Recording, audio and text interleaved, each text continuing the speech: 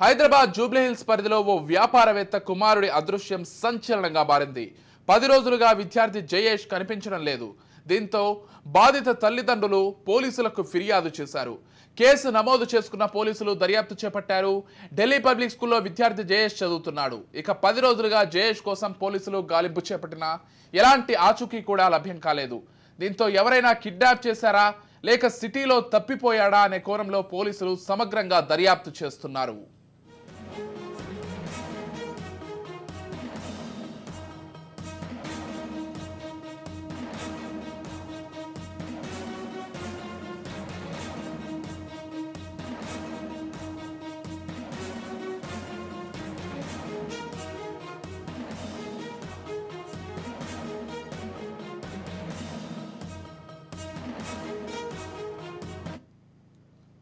హైదరాబాద్ జూబ్లీహిల్స్ పరిధిలో ఓ వ్యాపారవేత్త కుమారుడి అదృశ్యం సంచలనంగా మారింది.